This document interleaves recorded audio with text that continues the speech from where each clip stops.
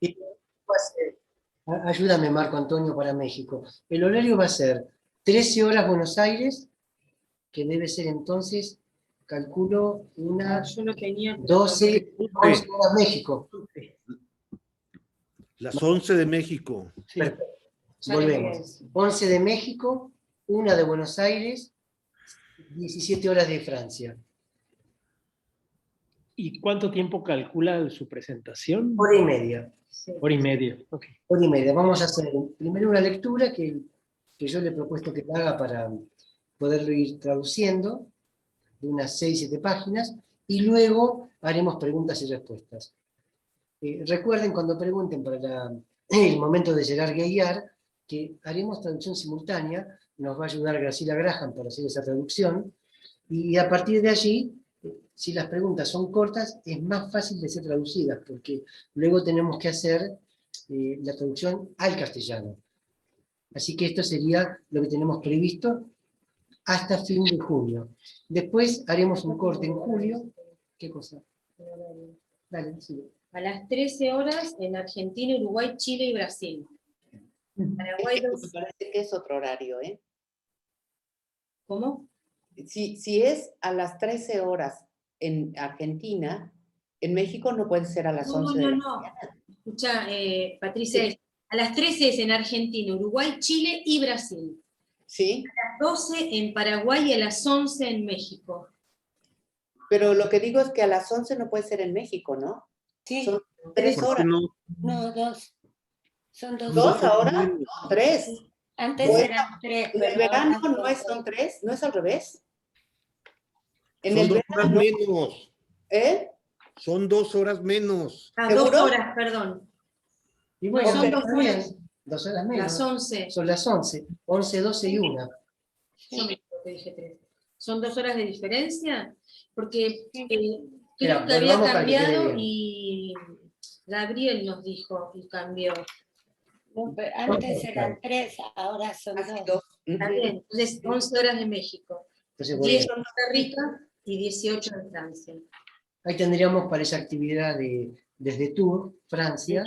Jodar Gaillard es un psiquiatra, es miembro de la École Lacanienne, es psicoanalista, obviamente, tiene lectura psicoanalítica, pero cuando digo psiquiatra es porque él trabaja en un hospital psiquiátrico y nos va a contar, como les decía, cómo le impactó a él la lectura del Antedipo.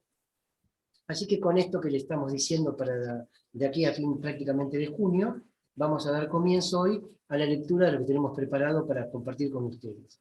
En principio vamos a comenzar con el Antedipo. Si ya está lista, Estela. Sí, espera. ¿Estoy grabando?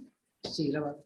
¿Está grabando? Sí, sí. Y después vamos a leer una parte de una clase de Deleuze que dio en Vincennes respecto de Antedipo y capitalismo y esquizofrenia, que me parece bien a cuento de lo que estamos viendo, y que quizás permita que luego dialoguemos y ampliemos un poco más la diferencia entre Edipo y complejo de Edipo, entre padre, Edipo y complejo de Edipo.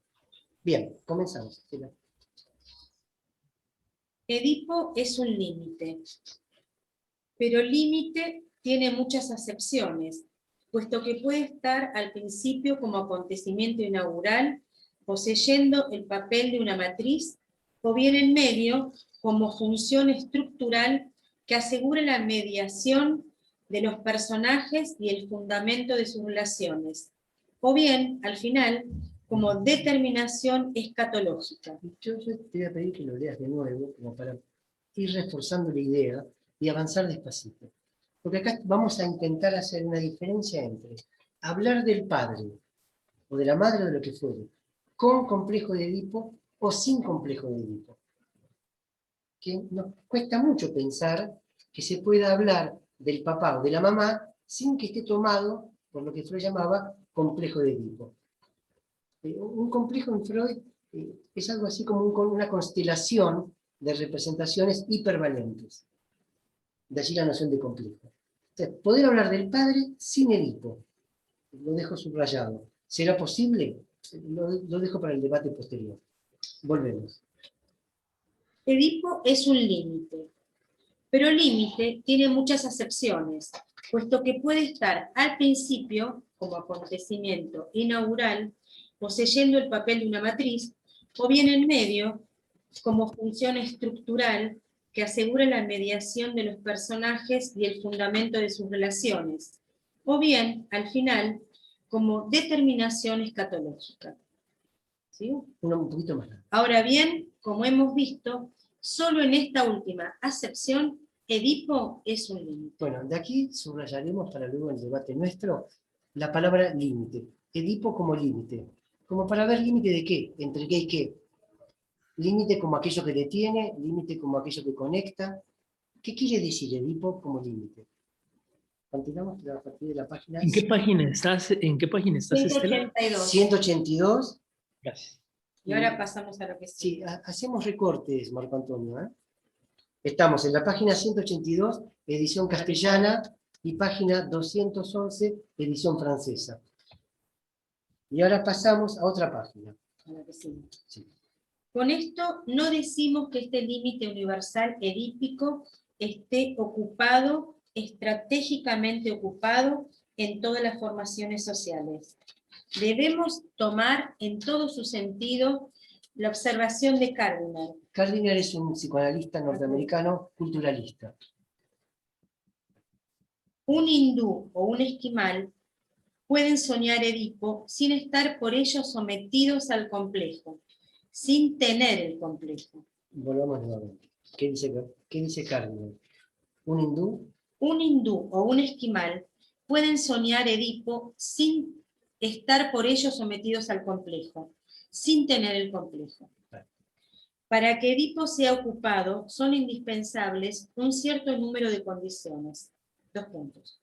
Es preciso que el campo de producción y de reproducción sociales se haga independiente de la reproducción familiar, es decir, de la máquina territorial que declina alianzas y filiaciones. Acá se nos complica un poquito el texto, que ya de por sí es complicado, pero está marcando como algo que estaría por fuera de una situación familiarista, en aras de lo que en algunas sociedades son por vía de alianzas y conveniencias, y no de familiarismo.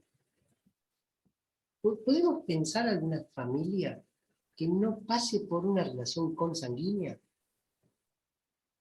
Y si pensaban, claro, con Estela Mascota de Donna Haraway, después veremos también lo de Donna Haraway, que plantea algo parecido. Porque Donna Haraway plantea cómo hacer historias distintas que la historia que nos tiene tomado. De allí el storytelling. Cómo armar una historia otra que aquella historia que nos pone directamente desde el inicio en Edipo como matriz. Y vuelvo a lo que para mí es como absolutamente golpea el oído para poder pensar la clínica.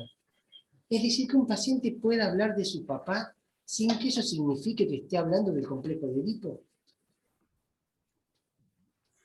O el analista pone el Edipo como complejo cuando el paciente habla de Edipo.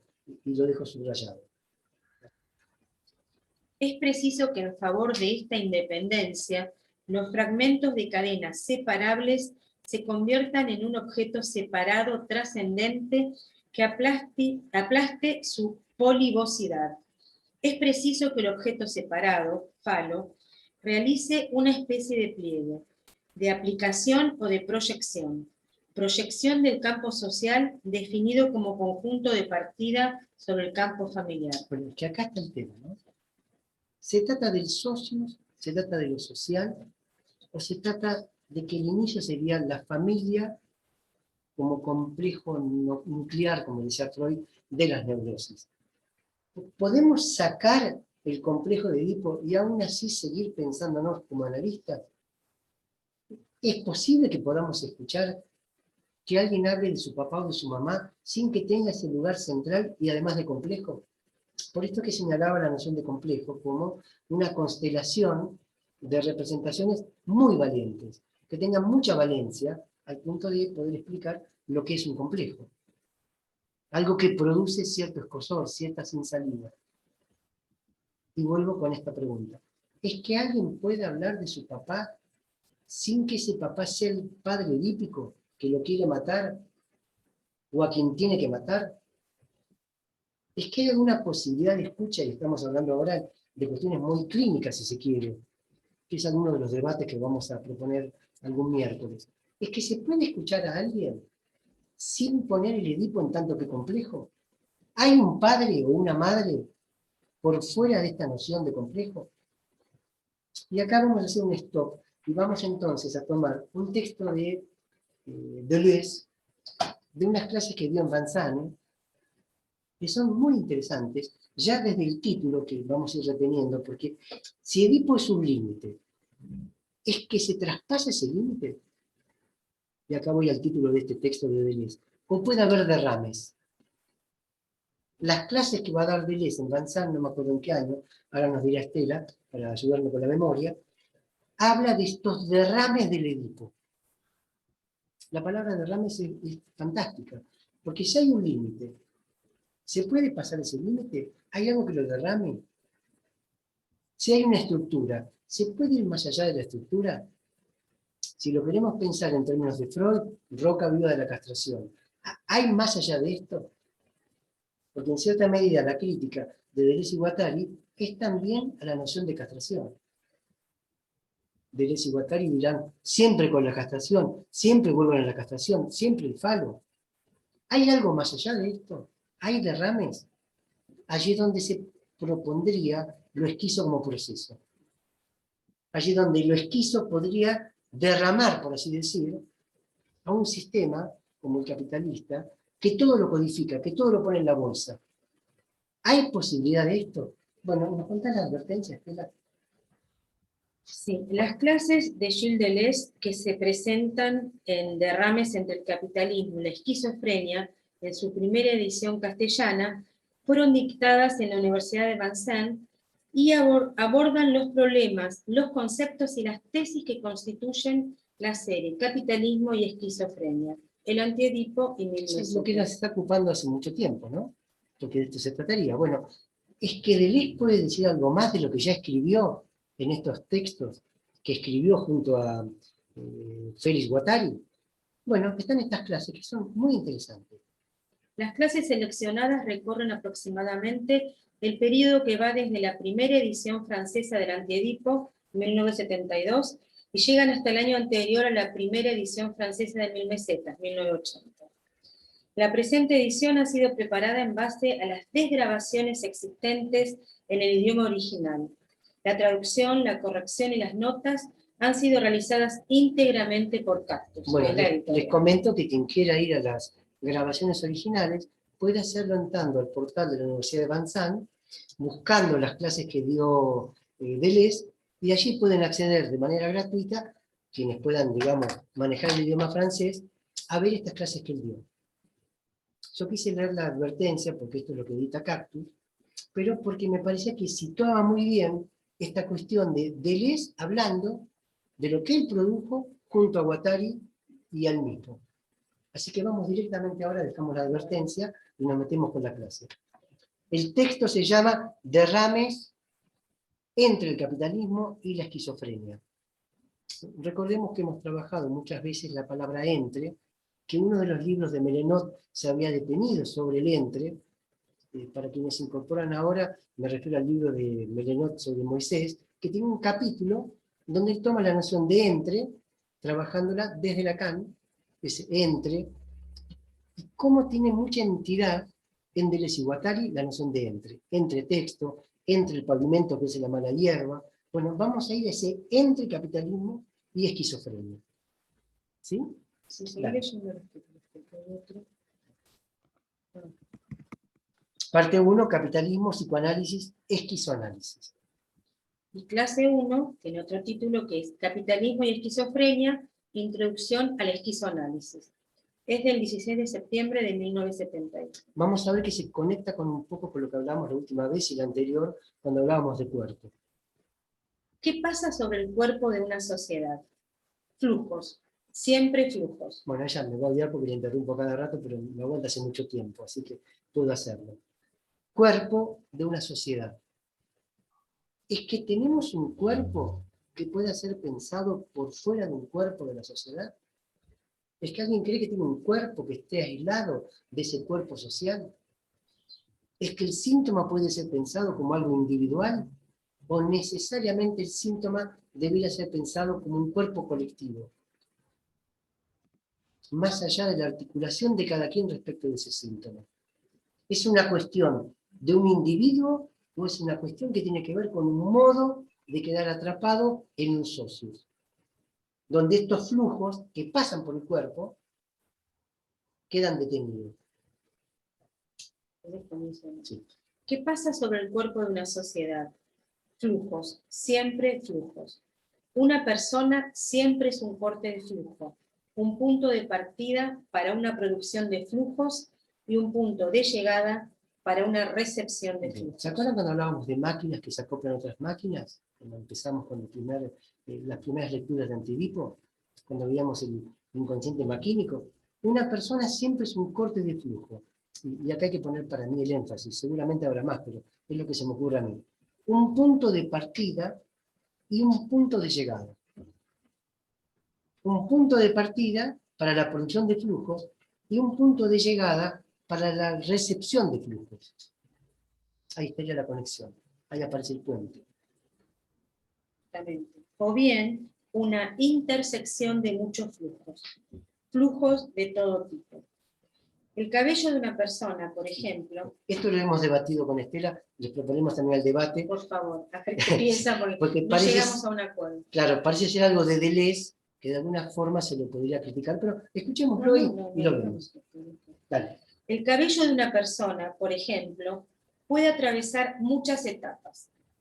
2 puntos. El peinado de la joven no es el mismo que el de la mujer casada, no es el mismo que el de la viuda. Hay todo un código del peinado. La persona, en tanto que lleva su cabello, se presenta típicamente como interceptora en relación a flujos de cabello que la exceden, que van más allá de su caso. Esos flujos de cabello están codificados de diferentes formas. Código de la viuda, código de la joven, código de la mujer casada, etc. Finalmente, este es el problema esencial de la codificación y de la territorialización. Siempre codificar los flujos. Bien, aquí hacemos un stop para poner énfasis en esto que acaba de decir Estela o de leer. Siempre codificar los flujos. Flujos, codificación de los flujos. No solo codificación, territorialización de esos flujos. Dijimos cuando comenzamos leyendo el Antidipo, yo me olvidé de decir que el capítulo es Salvajes, Bárbaros y Civilizados, que es el título de este capítulo que estamos viendo, en Antidipo, donde los flujos podrían detenerse por vía de la codificación, entendiendo que el flujo cuando se detiene no puede seguir avanzando. Es muy cerquita, me parece, a la noción de síntoma disfuncional. Pero si quieren después lo debatimos.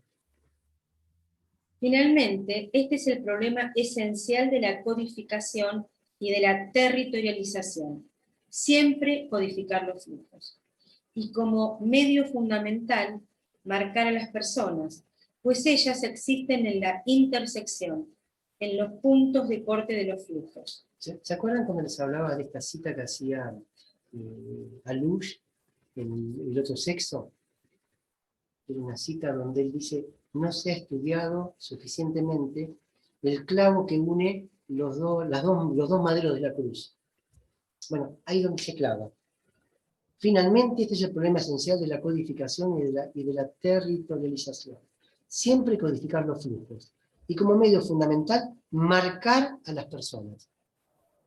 Después veremos qué entienden ustedes por marcar, porque habría varias cosas. La marca, pero también la imposibilidad de seguir jugando. Si tomamos marcar en sentido futbolístico, a quienes nos gustaba Maradona, a Maradona se lo marcaba para que no le llegue la pelota. Es decir, para que no pueda jugar. A los flujos se los marca para que se detengan. Porque lo social, y sobre todo el capitalismo, no toleraría los derrames de esos flujos. ¿Sí? Subrayado. Los tiene que reincorporar inmediatamente y volver a codificar. Que quizás de ahí sea el éxito del capitalismo. Todo derrame lo vuelve a incorporar. Y lo vuelve a incorporar. ¿Sí? Dale. Entonces, marcar a las personas es el medio aparente para la más profunda de las funciones. Una sociedad solo le teme a una cosa, al diluvio. Esto de Deleuze me parece genial, ¿no? Porque cuando uno lo lee y lo piensa, ¿qué es el diluvio? Y el derrame, no poder contener el flujo de agua. Claro, claro. El temor de la sociedad. Pero, ¿qué nos decían nuestros padres? Comportate, no te excedas. Es ese diluvio que haría que lo social se pierda y que entonces no se pueda continuar. De allí que esté marcando esto. Entonces, una sociedad solo le teme a una cosa, al diluvio. No le teme al vacío, no le teme a la penuria ni a la escasez. Sobre ella, sobre su cuerpo social, algo chorrea y no se sabe qué es. No está codificado y aparece como no codificable en relación a esa sociedad. Claro, si lo pensamos en esta noche que estamos charlando con ustedes, claro, todo aquello que no podemos clasificar, todo aquello que no podemos codificar, y pensemos por ahí en lo que llamamos el loco, que me dice, ¿pero qué te pasa? ¿Pero qué ocurre con vos? ¿Pero quién sos? ¿Qué haces? Cuando no se lo puede clasificar, ahí aparece entonces este temor. Y me parece que como contrapartida a esto, está el DSM-4 y el DSM-5. Todos los derrames que hayan, los vamos a codificar. Y hasta lo que le pasa al DSM-5, que era el DSM-1, y después fue 2, después fue 3, después fue 4, 4R, que además se coteja con otros códigos, ICD-10, ICD-9, hay un montón de codificaciones. Y aún así, los flujos derraman.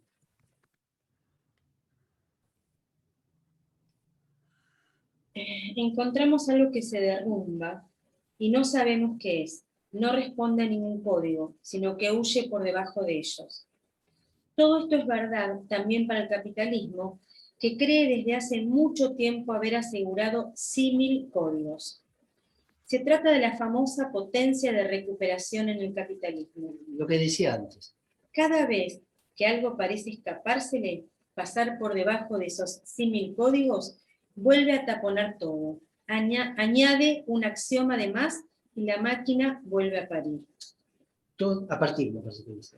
Ah, sí. A Parir, bueno, Pero está vale, bien. Estoy en tema. Por otra cosa. Piensen en el capitalismo del siglo XIX. Ve correr un flujo que es concretamente el flujo de trabajadores del proletariado. ¿Qué es lo que fluye, lo que chorrea desagradablemente y arrastra nuestra tierra? ahí el énfasis está, en mi opinión, después ustedes podrán poner otro, desagradablemente. Todo aquello que no puedo codificar me produce cierto desagrado.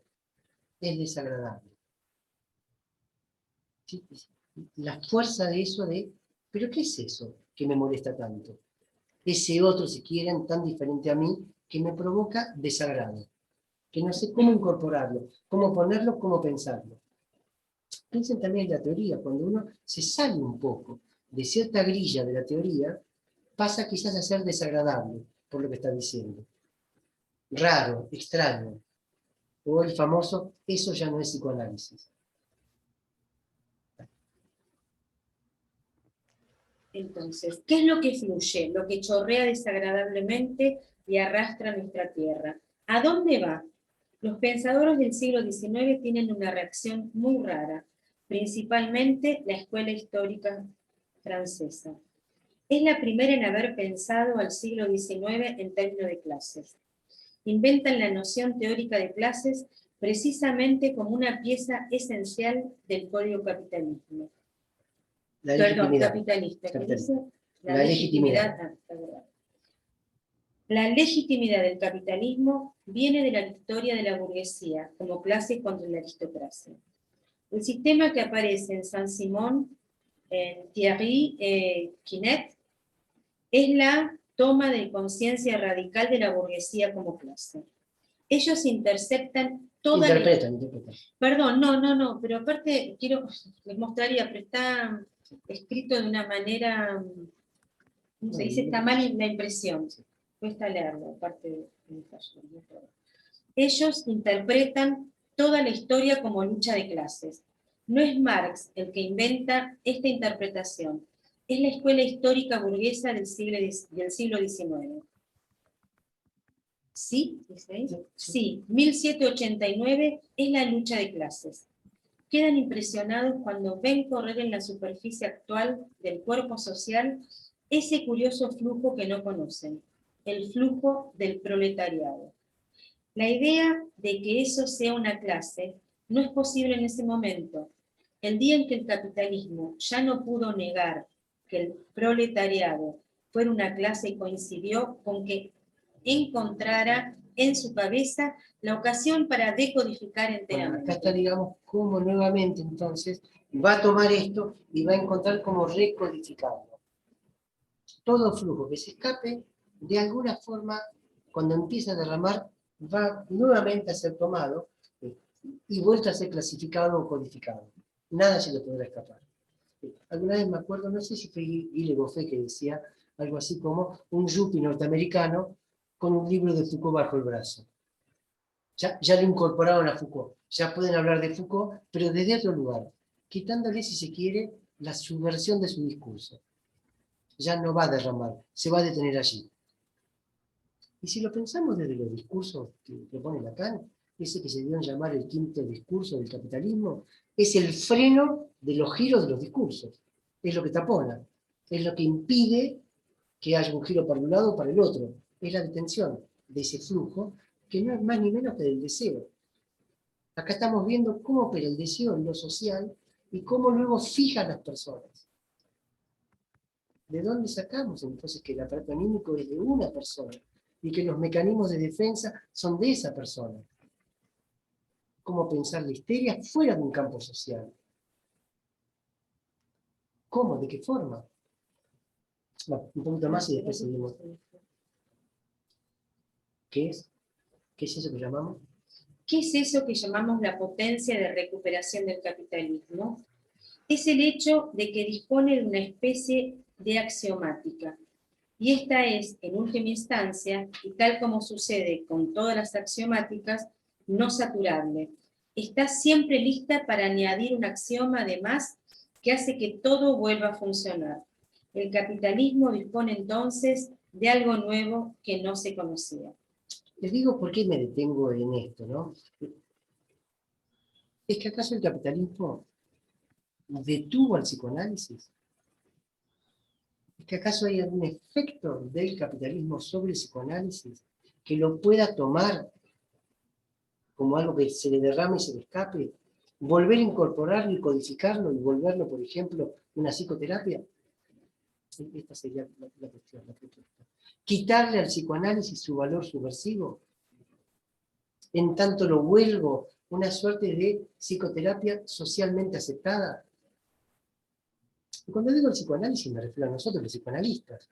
¿Cuál es el efecto en nosotros de ejercer una práctica en un medio social donde lo que se busca es el rendimiento y el rédito?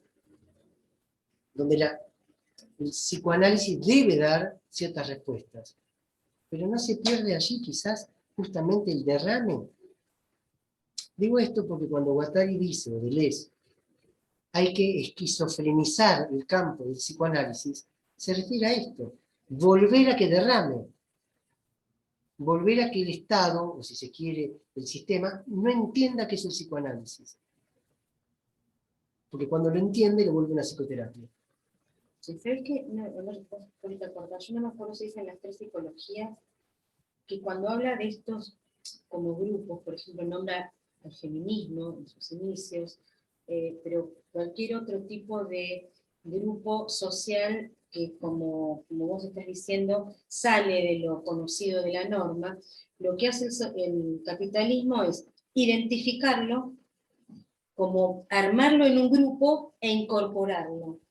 Pero lo incorpora sin que deje de ser ese grupo, o sea, lo tienen marcado. Son Bueno, ellos incorporados a nosotros, no es que ahora vamos después al se debate, entrecruzan. pero es la marca. Claro, Es frenarlo allí. exactamente. Anda ahora Yo no me a acuerdo si son las la página psicologías. 23. Avance un poquito. No tengo clases. Sí, bueno, 23. No, pensé que no tenía clases. Y toma la base del capitalismo. La base del capitalismo es una conjunción de flujos decodificados y desterritorializados. El capitalismo se ha constituido sobre la quiebra de todos los códigos y las territorialidades sociales preexistentes. ¿Qué significa todo esto? Que la máquina capitalista es propiamente demente. No es que otras sociedades no hayan concebido esta idea, pero la han concebido bajo la forma del pánico. Se trataba de lo que había que impedir, pues era la inversión de todos los códigos sociales conocidos hasta ese momento. ¿Cómo puede funcionar una sociedad que se constituye sobre el negativo de todas las sociedades preexistentes? ¿Bajo qué forma puede funcionar una sociedad en la que lo propio es decodificar y desterritorializar todos los flujos? Quizá el capitalismo tiene otros procedimientos diferentes a la codificación para funcionar. Tal vez es completamente diferente. Lo que he buscado hasta ahora es refundamentar a cierto nivel el problema de la relación capitalismo-esquizofrenia. Ya el último parte. Ahora bien, el esquizo con su andar a tropezones hace a su manera lo mismo. Descodifica, desterritorializa los flujos. Ahí se anuda la especie de identidad de naturaleza entre el capitalismo y el esquizo, pero en un sentido es más capitalista que el capitalista y más proleta que el proleta. Va más lejos. En este sentido, la esquizofrenia es el negativo de la formación capitalista. Claro, acá debe estar inspirado en esto que Freud decía, que la perversión, claro, porque la neurosis era el negativo de la perversión. En el sentido que la neurosis, lo que tenía como fantasía, se detenía allí y el perverso lo llevaba adelante. Bueno, aquí están poniendo como recuperar lo esquizo para verlo como lo negativo. No muy alejado, me parece, de esta cuestión del discurso del analista como reverso del discurso del amo, o el anverso del discurso del amo. Luego lo vamos a debatir. Un poquito más y ya debatimos. ¿El capitalismo Sí. funciona? El capitalismo funciona sobre una conjunción de flujos decodificados, pero al mismo tiempo que descodifica perpetuamente los flujos de dinero, los flujos de trabajo, etc., introduce un nuevo tipo de máquina. Al mismo tiempo, no después, construye una máquina que ya no es de codificación, una máquina axiomática. Así es como llegará a ser un sistema coherente. El esquizo, en cambio, siempre da más. Ya no se deja axiomatizar. Va siempre más lejos con los flujos descodificados. O sea, y esto creo que es el origen también de lo que es la meditación. Como el esquizo va más lejos, de alguna forma hay que frenarlo. De alguna forma hay que acallarlo. Porque el esquizo, piénsenlo como un proceso que no se detiene. La noción de máquina va pegadita a la noción de proceso. Diferente de la noción de estructura, que presupondría una detención. Porque la estructura lo que hace es estructurar. Un juego ilimitado, pero dentro de lo que podríamos llamar el zoológico. Pero no se sale del zoológico. El esquizo se sale. En este sentido es una máquina que no cesa de ir más allá.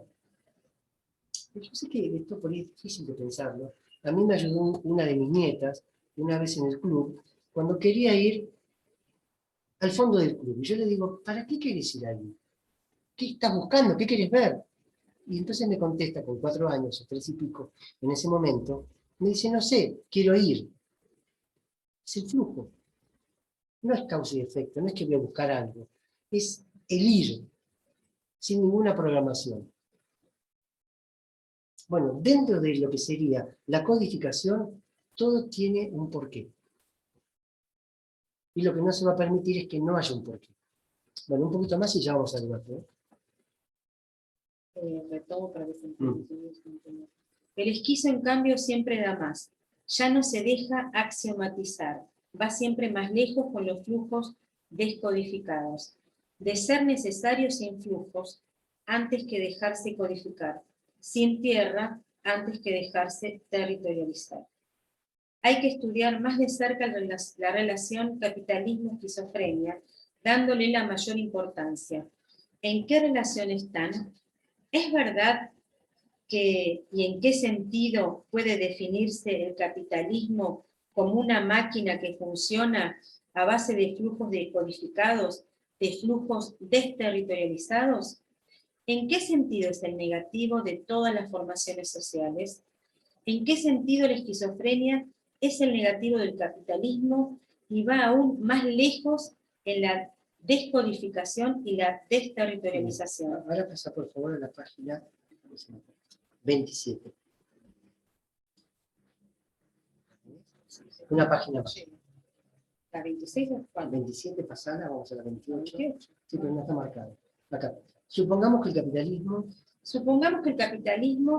pueda definirse como una máquina económica, excluyendo los códigos y haciendo funcionar los flujos descodificados tomados en una axiomática.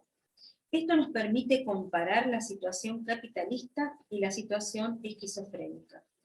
El análisis de las mecánicas monetarias, los economistas neocapitalistas son esquizofrénicos, tiene una influencia práctica cuando se ve cómo funciona al nivel concreto no solo la teoría, sino la práctica monetaria del capitalismo, cuando se ve su carácter esquizoide.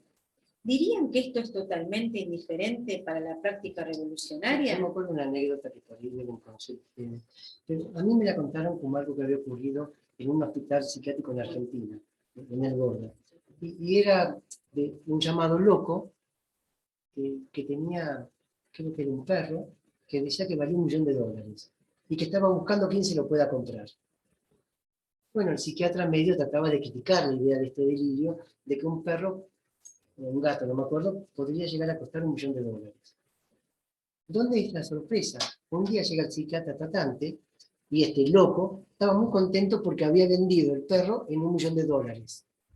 Y el psiquiatra se queda, dice, ¿pero cómo? ¿Quién se lo compró? Dice, me lo compró otro internado, así que se lo vendí. Usted no tenía razón, le dice, ¿ve que se puede vender? Y el psiquiatra interesado le dice, ¿pero cómo se lo pagó? Le dice, bueno, con 2 gatos de $500.000 cada uno. Ahí vemos cómo derrama, cómo aparece otra medida diferente de la del papel moneda, que claramente es una locura también.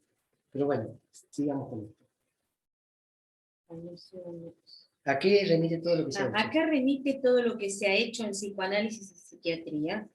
El deseo, o el inconsciente, no es imaginario o simbólico, es únicamente maquínico. Es lo que decía, la venta la hizo, es maquínico. No hay imaginario, no hay simbólico, es maquínico. Y hasta tanto ustedes no alcancen la región de la máquina del deseo, mientras permanezcan en lo imaginario, en lo estructural o en lo simbólico, no habrán verdaderamente captado el inconsciente. El inconsciente son máquinas que, como toda máquina, se confirman por su funcionamiento. Primera confirmación. El pintor Lindner, atormentado por los niños con máquinas. Claro, este es el dibujo que aparece en el Antiedipo, que ilustra el Antiedipo al principio. Yo lo tengo acá. Un niño Claro, gordito. no sé si se llega a ver, pero supongo que sí se puede llegar a ver. Que es un niño con una máquina dentro de otra máquina. Bueno, quien tenga el Antiedipo lo va a poder ver claramente, Sí, es clásico. Enormes niños en primer plano sosteniendo una extraña máquina, especie de pequeño cometa, y detrás una gran máquina técnico-social. La pequeña máquina está empalmada sobre la gran máquina. Esto es lo que he intentado llamar el inconsciente huérfano. Bueno, esto subrayenlo. La orfandad del inconsciente, para Deleuze y Guattari, es lo que rompería con el familiarismo. Familiarismo entonces inventado, introyectado, metido en la cabeza de cada uno de nosotros, que privilegia a la familia como lo máximo o mejor que nos puede pasar, que toma la relación sanguínea, filial, y lo pone en primer lugar. Bueno, para esta gente de Deleuze y Guattari, el inconsciente es huérfano. No reconoce madre, no reconoce padre. Y ciertos delirios que ellos van a poner, no me acuerdo ahora de quién, dice, yo soy mi hermano, soy mi madre, soy mi padre. Como decía por Estela al principio, más del orden de Donna Haraway cuando habla de parentesco animal. Un parentesco que no tiene que ver con la sangre. Piensen en la herencia griega que tenemos, ¿no? Porque nos toca esa herencia griega. El complejo de Edipo, pensado por Freud como complejo, viene de la tragedia edípica. Freud lo vuelve complejo. Complejo en el sentido analítico, por lo menos que se le da, ¿no? Como un conjunto de imagos que tienen que ver con mamá, con papá, y toda una tensión que se arma.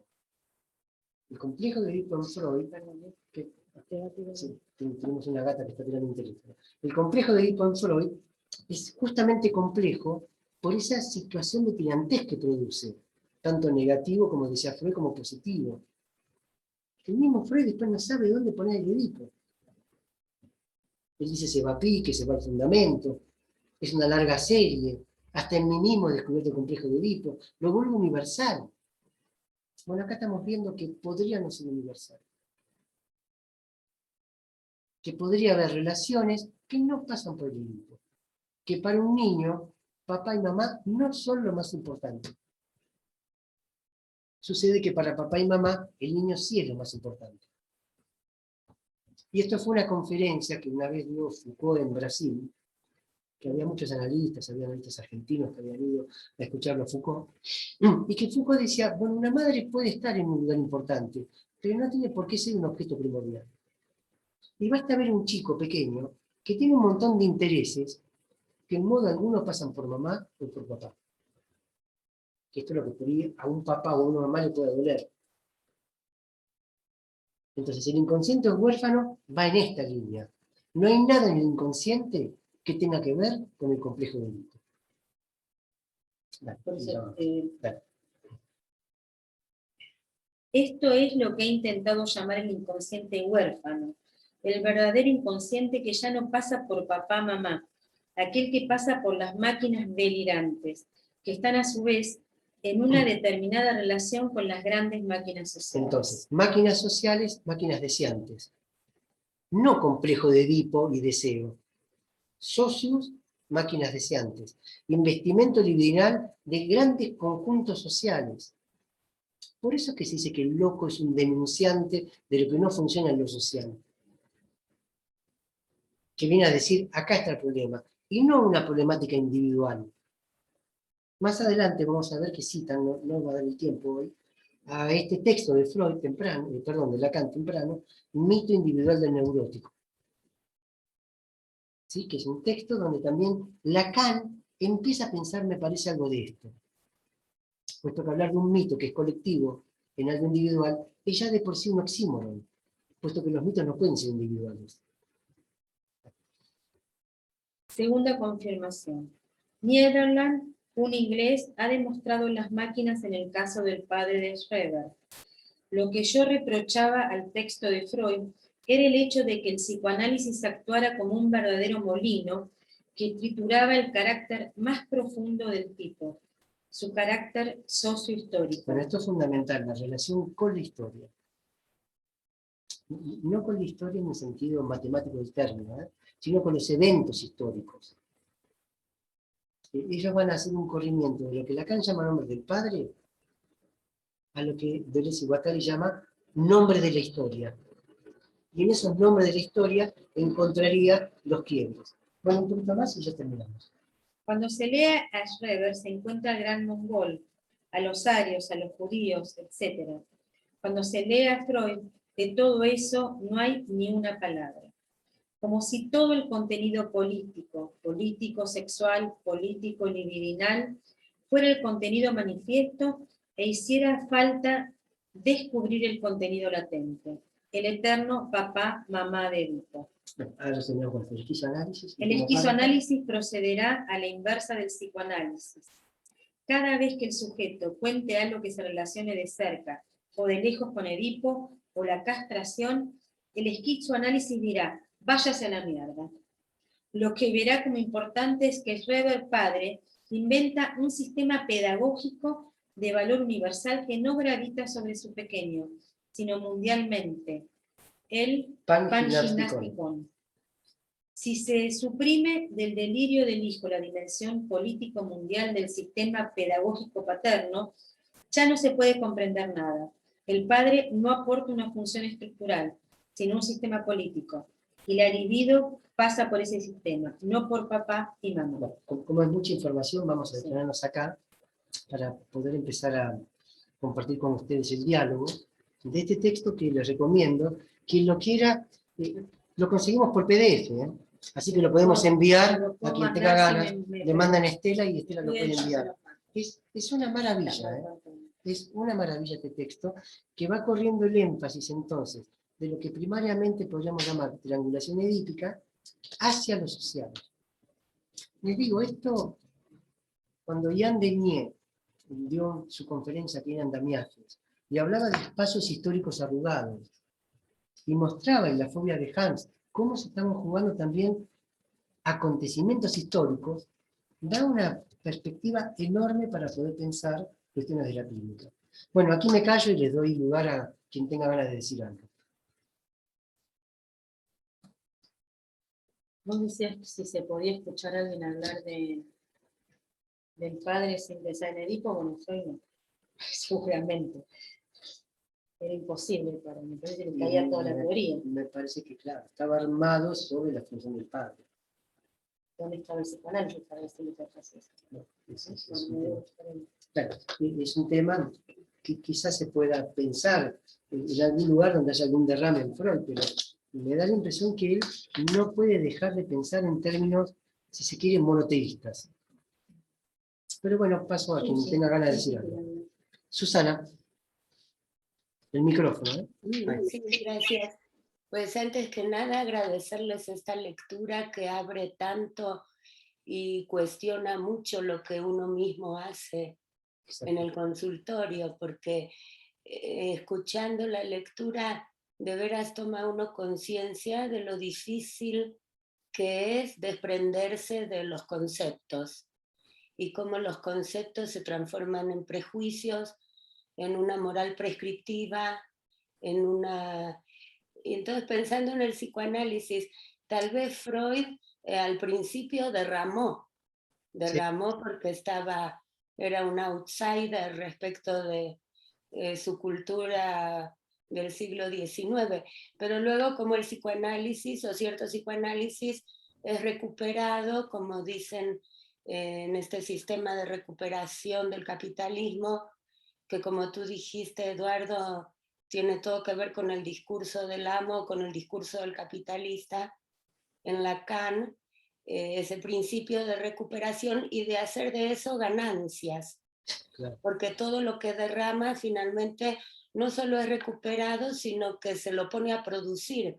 Si uno piensa en los movimientos punk, que nacen también como marginales, luego se vuelve una moda muy cara, o el hipismo mismo, o digamos, por eso me acuerdo una vez Mariette Viltar que me decía, yo le decía, todo es recuperable, todos los conceptos, y ella me decía, sí, por eso hay que tomarlos y rápidamente deshacerse de ellos. Ahora, qué difícil deshacerse, porque, y uno lo ve en el consultorio, escuchándote me acordaba de una persona que decía, se recriminaba de que se iba al parque, de que perdía el tiempo en el parque, tomando su cafecito, como esa moral social de que hay que producir, entonces hay como el fantasma del fantasma, el fantasma de que perder el tiempo está mal y que entonces hay que hacer algo, en lugar de ir al parque, de tomar el cafecito. Otra persona que me decía, ¿por qué me gusta coquetear con los hombres? ¿Acaso no amo a mi marido? Como que coquetear con los hombres era algo malo y había como un fantasma detrás de eso necesariamente. Pero sí, cuando tú decías, o Estela decía, se puede pensar un padre fuera del Edipo, realmente hay que hacer un esfuerzo, hay que hacer todo un trabajo de descenso y de desprendimiento de todo un saber construido. Claro, sí. Quería aquí un pequeño alto, si me permitís, Susana, porque está muy puntual lo que decís. ¿Cómo podemos, en tanto que analistas, que no sé bien qué es eso de ser analistas, pero suponiendo que uno quisiera ocupar ese lugar de analista, ¿no? Que uno hiciera, como dice, autorizarse, voy a intentar escuchar desde ese lugar. ¿Cómo podemos escuchar a alguien que hable de su padre por fuera de este complejo de Edipo? Si estamos modelizados como analistas, formados para escuchar eso dentro de una conflictiva edípica. En el texto se llama familiarismo. Y que para Deleuze y Guattari el familiarismo detiene, por eso empecé leyendo el antiedipo, es un límite, pero es un límite a nuestra escucha. Porque además no solo es escuchando hablar del padre, sino a veces escuchando hablar de otra cosa y llevarlo al padre.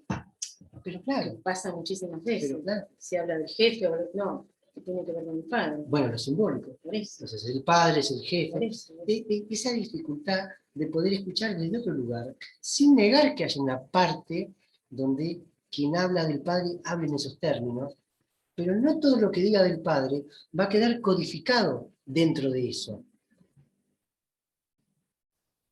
Porque si no, tiene que ser un buen hijo.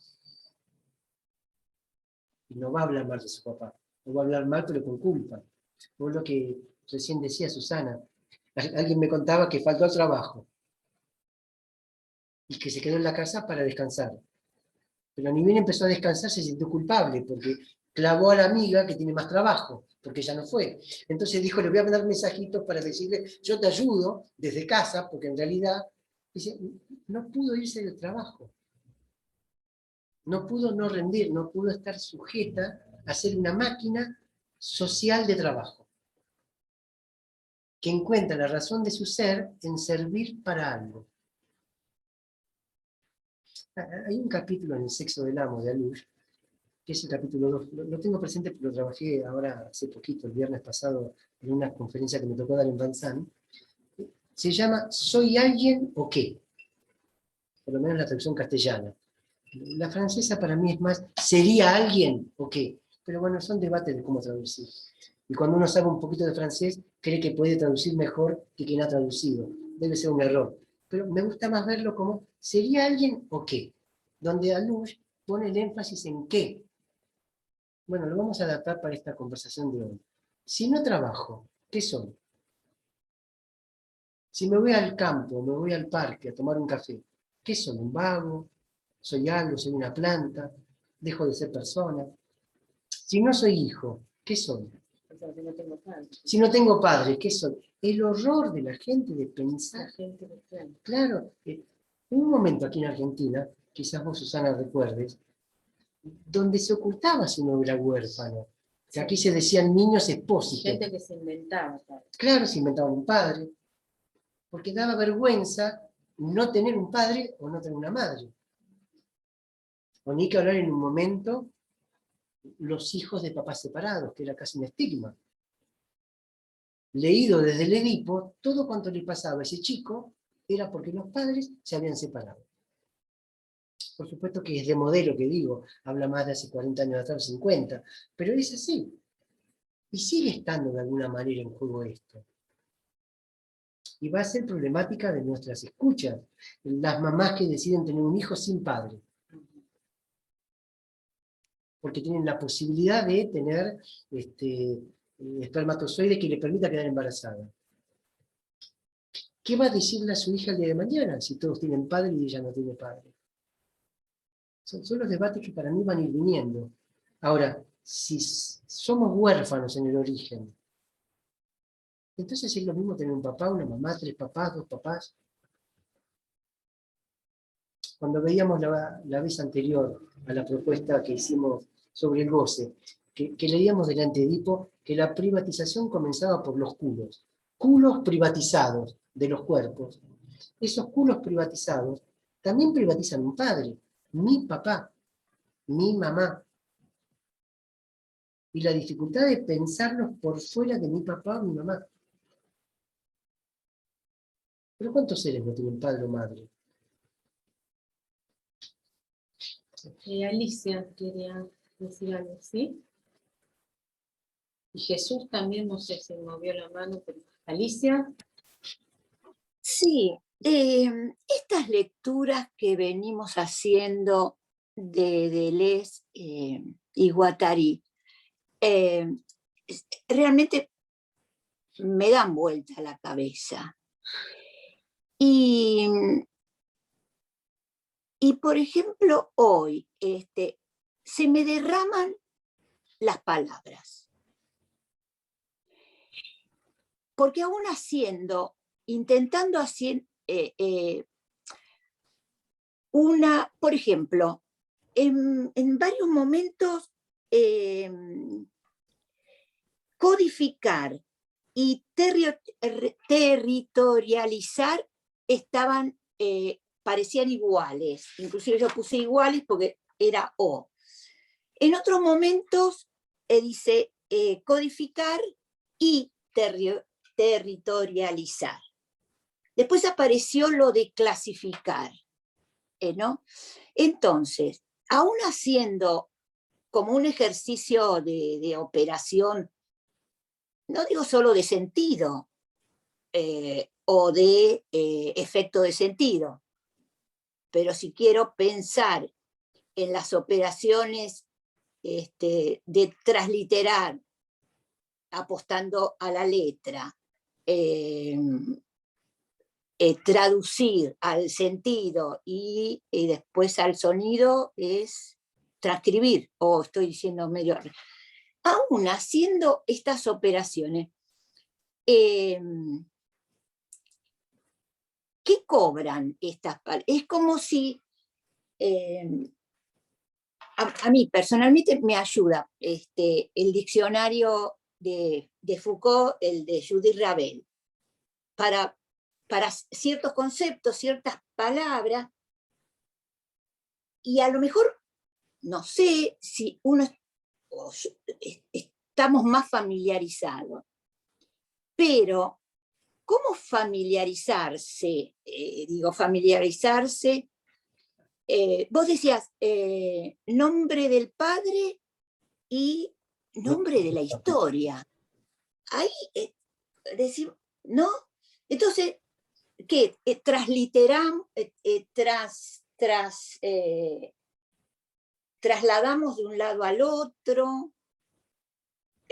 No, todo eso se me hace, no sé, a ver, a lo mejor tendríamos, no sé, como detenernos, ¿qué quiere decir territorializar? ¿Qué quiere decir codificar en estas lecturas? ¿No? Sí. A ver, no sé. No sé si puedo responderte o sacarte de esto que te pasa con la lectura. Espérate que voy a... Constatar, Alicia, que me parece interesante, es voy a cerrar, espérate que porque si no, no. Bueno, claro. Lo primero, Alicia, no como respuesta a tus interrogantes, pero que sí podemos constatar es el efecto en los cuerpos de esta lectura. Cuando vos decís, me da vuelta la cabeza, es que efectivamente da vuelta la cabeza. Y da vuelta la cabeza porque desorganiza el cuerpo esta lectura. Si uno piensa en dar vuelta la cabeza, no sé cómo lo haría, pero tipo dibujito animado, tendría que girarme y pegar vueltas. O sea, algo que forzaría la propia, si se quiere, anatomía, que también está condicionada por una forma social que aplica sobre la materia. El que tengamos una bipedestación, o sea, que caminemos en dos patas, que estemos parados, es una forma social también. Alguna vez hemos trabajado aquí en Andamiajes Lacanianos, hace años, un texto de Guy Ockenheim y René Gerer, una hermosura de texto, que no sé si está en castellano, se llama COIR, Álbum Sistemático de la Infancia. Es maravilloso ese texto, porque es maravilloso, y donde en uno de los capítulos cuentan la historia de niños que se han perdido de su familia y que han sido criados por animales. Y siendo criados por animales, sobrevivieron y caminaban en cuatro patas. Y algunos de ellos, casos documentados, habían desarrollado como almohadas que tienen, no sé cómo se llaman los animales, almohadillas de apoyo, mostrando que quizás la biología, nuestra biología, pueda responder a otras formas de modelización y aún así ser compatibles con la vida. Entonces, lo primero que te responde es esto da vuelta a la cabeza. Pero tomo lo que decía Susana, creo que cuando Freud comenzó, Freud daba vuelta a la cabeza. Yo creo que en esos primeros tiempos que la gente leía algo de Freud, era realmente perturbador.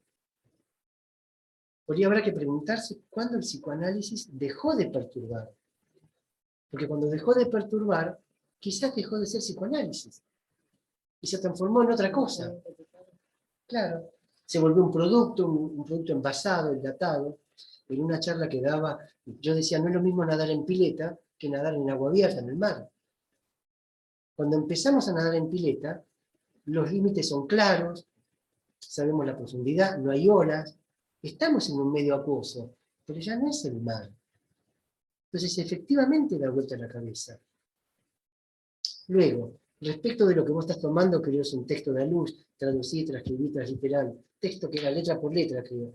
Un texto que hizo en su momento una apuesta a Luz, pero que a la luz de la conexión con Antiedipo y Mil Mesetas, creo, me parece, que la traducción no tiene ningún sentido.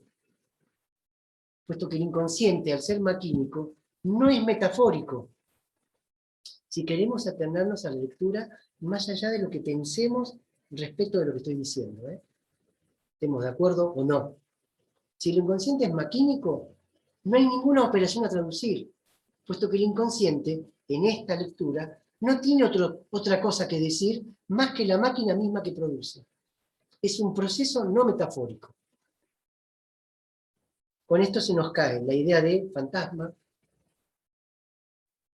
se nos cae la idea de sujeto, no nos quedará más remedio que hablar de una subjetividad, de flujos que van, pero sin ninguna dirección preestablecida. Y por ende el inconsciente no es otro decir, al cual habría que distinguir lo latente de lo que uno puede encontrar. Y el analista dejaría de operar como una máquina de traducción de una lengua inconsciente, proceso primario, a una lengua, si se quiere, consciente, proceso secundario. Vos estabas, Alicia, cuando di esa charla sobre el texto de Melenot, sobre Jung, el libro rojo. Cuando Jung quiere meterse en el inconsciente y tratar de ver qué puede sacar de allí, este capítulo que está en la revista Opacidades, en castellano, forma parte del último libro de Melenot, que ahora no me acuerdo el nombre, el último que acaba de aparecer, donde un capítulo es justamente sobre Jung. Y ahí no hay traducción, ninguna traducción. No hay nada a comprender, es pura sensación. Entonces la idea de letra empieza a cobrar como un otro significado distinto, y como me parece dijo antes Susana, nuestra práctica misma queda cuestionada. Pero a mí me parece fantástico que la práctica nuestra quede cuestionada, porque tenemos que tolerar los cuestionamientos para poder escuchar de otra manera quizás, y salir de los preconceptos. Si la práctica no queda cuestionada, entonces se vuelve una suerte de corpus teórico, posible de ser transmitido en una clase, para que alguien lo escuche en tanto que aprendiz y lo pueda aplicar, y sería la repetición de lo mismo, eternamente.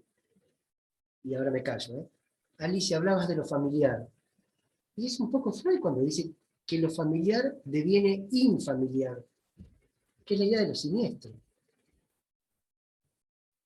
Y la idea de lo siniestro para mí es más cercana a la idea del inconsciente, pero que es siniestro desde el punto de vista yoico, para el yo. Que es un poco lo que estaban diciendo antes en lo que leía Estela. Es el derrame lo que es siniestro.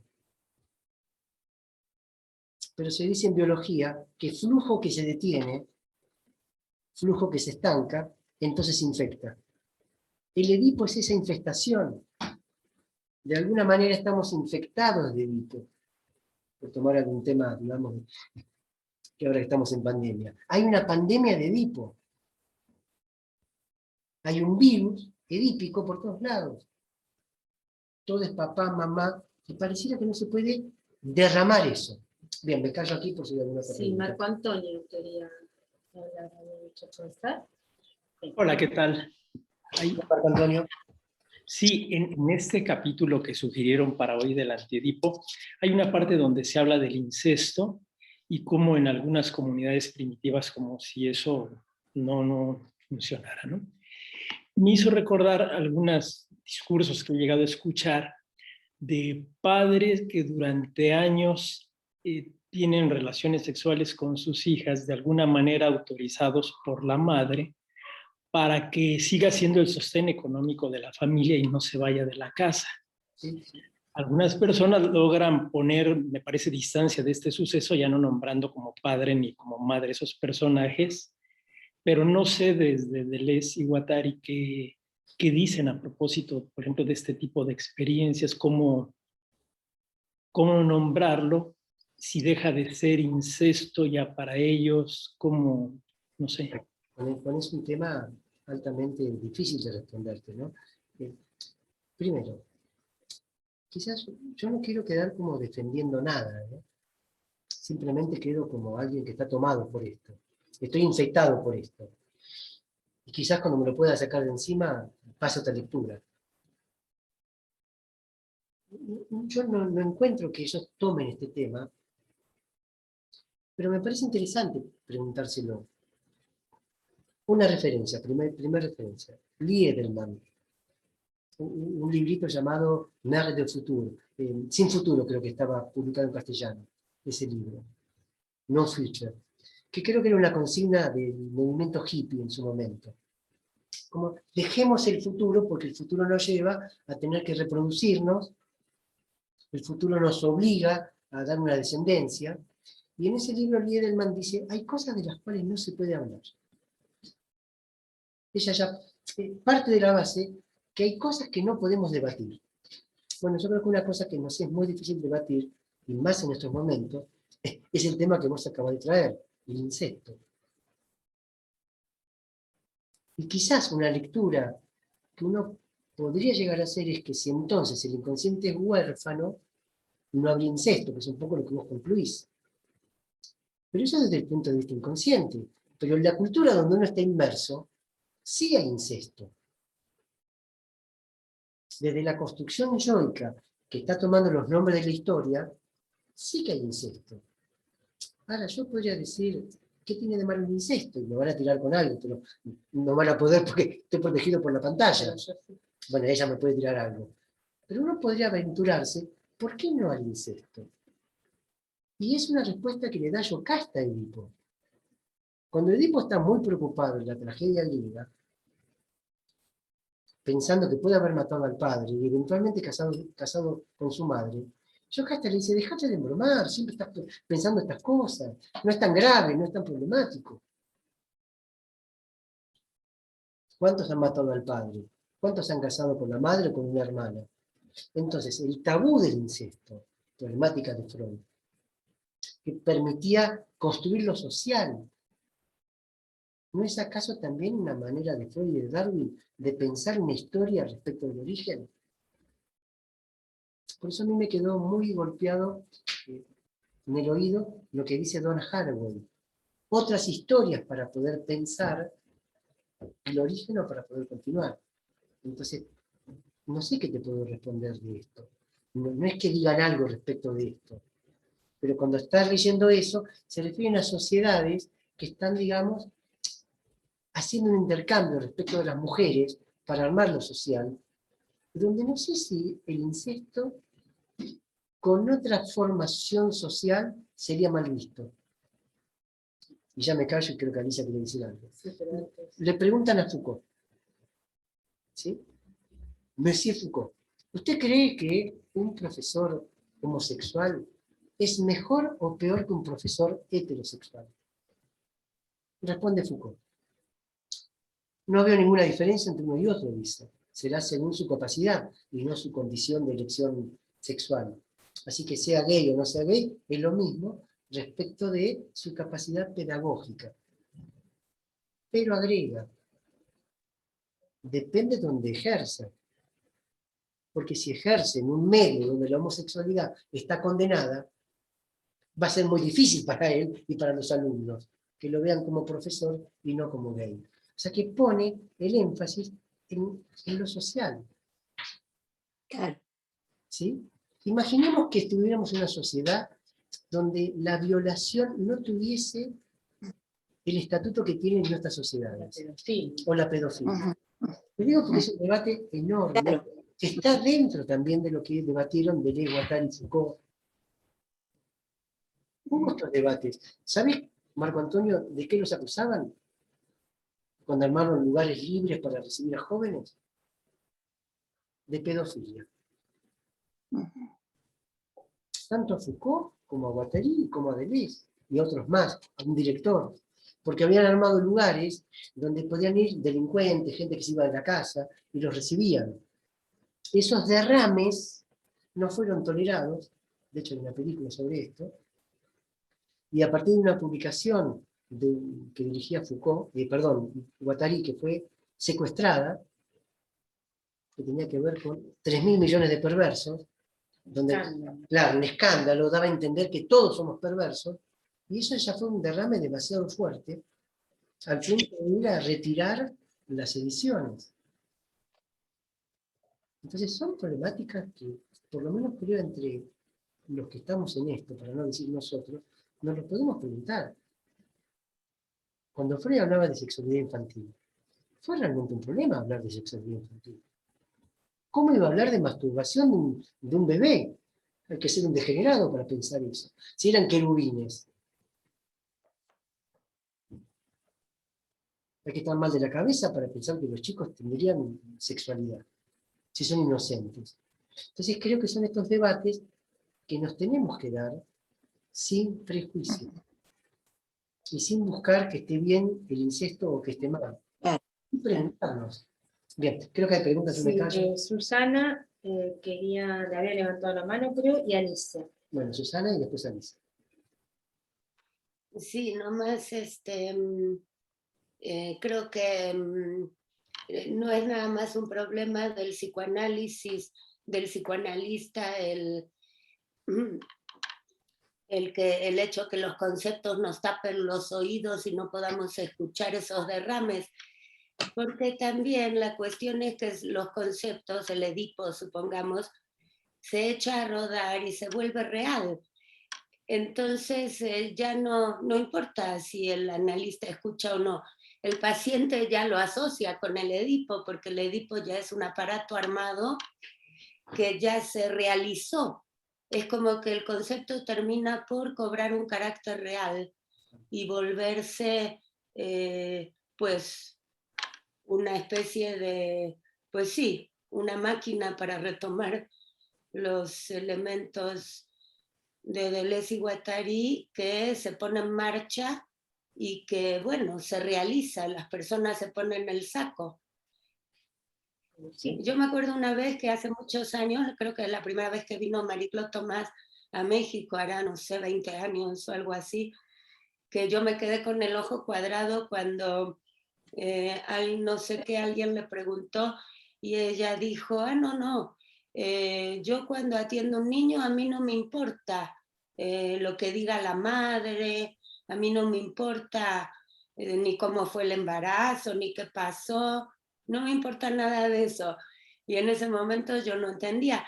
Claro, ahora entiendo toda esa gran narrativa, como dice Donna Haraway, en la que estamos formados. Cómo desprendernos de esas narrativas, como dice ella, contarnos otras historias, porque el Edipo es una historia que nos hemos contado, que se realiza en la cultura, que se vuelve una moral, un fantasma social que todo el mundo asume como algo real, y cómo hacemos para quitarnos ahora eso de encima, eso que nosotros mismos echamos a rodar. Entonces, hay ahí algo complejo. Y lo mismo la pedofilia, que se convierte también en una especie de fantasma social. Ahora mismo hay toda una polémica, no sé si sabían, sobre Foucault, que claro, es muy complicada la cosa, porque sacaron un libro en donde Foucault pues les pagaba a los chavitos para tener sexo con él, ¿dónde era? En África. Sí. Chavos pobres, en donde de algún modo uno dice, bueno, también pinche Foucault por un lado porque reproducía cánones colonizadores, imperialistas de ir a un país pobre, pagarle a los chicos de la calle para tener sexo con él, bla, bla, bla. Pero por otro lado, esa condena a Foucault también, pues, despolitiza y desacredita toda su obra. Entonces, a mí me llama la atención esto que decís, que me parece muy puntual, porque muestra también los riesgos que uno corre cuando derrama. Mm. O sea, no fue lo único de lo que lo acusaron a Foucault. A Foucault lo acusaron de derramar sida a propósito. De hecho está la biografía de un tal Miller, Miller, libro gordito, donde Miller va a seguir esto en Estados Unidos cuando decían que Foucault iba a los baños públicos de San Francisco, exacto, sabiendo que tenía sida. Y él empieza a indagar respecto de esto. Y se hace un montón de preguntas muy interesantes. Miller dice, primero que no estaba muy en claro lo que era tener sida en ese momento. Y difícilmente Foucault supiera lo que era tener sida o la gente lo supiera. Pero si fuera que la gente ya lo sabía, ¿cómo es que los demás no se cuidaban? Porque si Foucault iba a tirar, digamos, su semen infectado, ¿cómo es que los demás no se protegían? Punto 1. Punto 2. Llega hasta el tipo que ganó la cátedra y que perdió Foucault, que parece que fue quien hizo correr esta bolilla de Foucault. Entonces, lo que estamos hablando es de cosas que nos exceden a personas como nosotros y que nos ponen, en cierta forma, sin parecer paranoico, en cierto riesgo. ¿Por qué? Porque de eso no se habla. Y eso, ¿a qué lleva? Lo que decía antes Susana, al Edipo, que se reedita ad infinitum, y que ya viene portado, como prêt-à-porter, por los pacientes. Ahora yo hago esta pregunta. Si el paciente ya viene con el Edipo, y el psicoanalista ya lo escucha desde el Edipo, esa es la sobrecodificación. No habría salida nunca. Va. Creo que Alicia quiere decir algo. O cómo armar y desarmar esto, y si hay que armarlo y desarmarlo. Bueno, no, cuando Estela leía, decía algo así como el límite universal, ¿no? Entonces decía comunidades como hindú, los esquimales, y yo recordé en ese momento que lo marqué y ahora fui a buscarlo, en Coacciones del Deseo.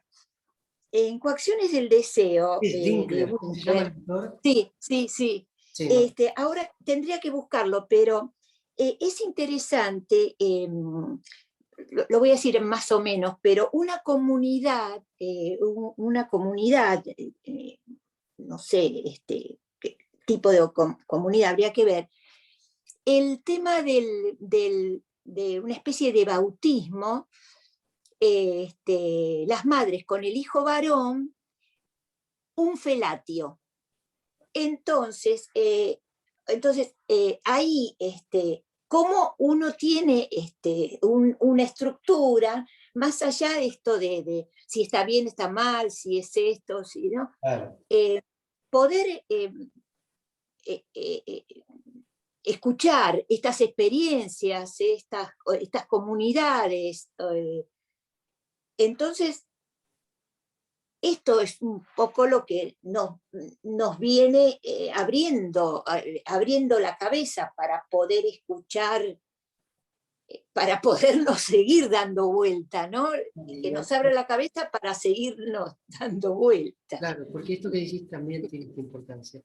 Quizás en un sentido, si me permiten, clínico, entre comillas, pero para no temerle las palabras, porque si no, no puede decir palabras, porque toda palabra tiene un inconveniente, ¿no? En la práctica del día a día, cuando Marco Antonio habla del incesto, si fuera que el inconsciente es huérfano, no habría incesto. Esa es una lectura. Yo, a partir de lo que él dice, voy a proponer otra lectura. El abuso.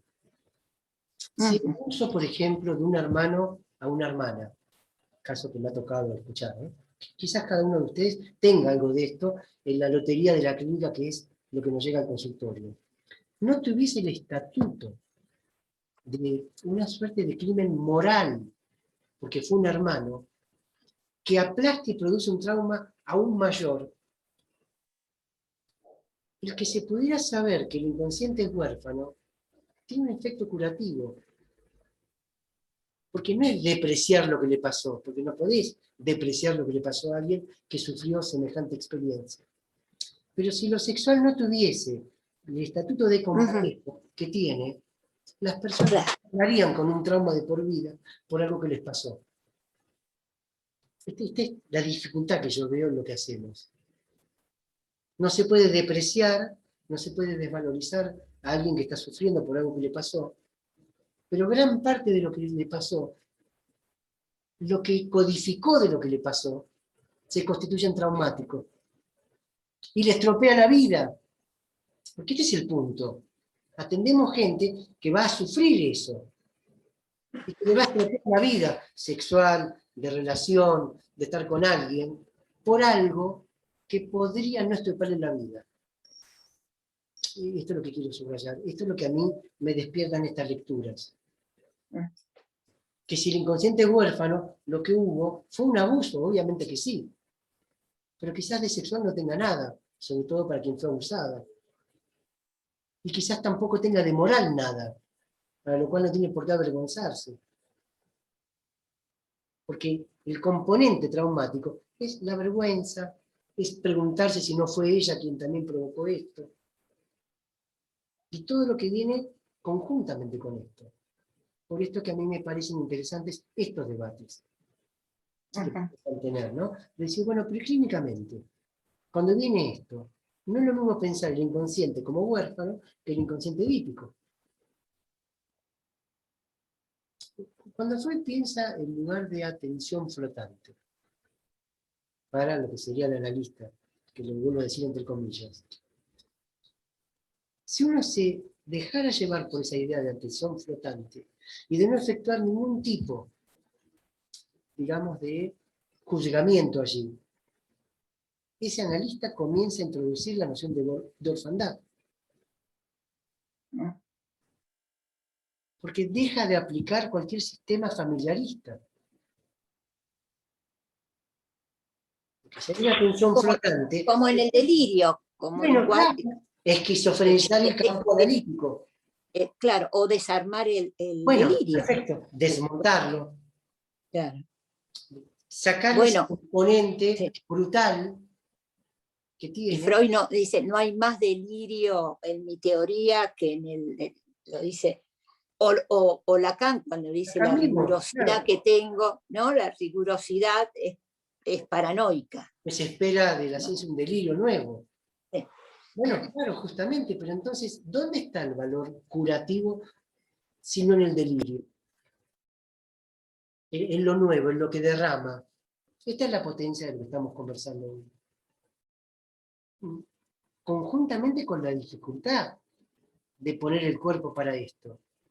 Cuando cuenta Susana que Marie-Claude Tomás dice, yo a los padres no los escucho, nosotros psicólogos, Estela trabaja con niños mucho, la anamnesis en su momento era justamente traer la palabra de los padres respecto de lo que los chicos no podían contar, porque eran chicos.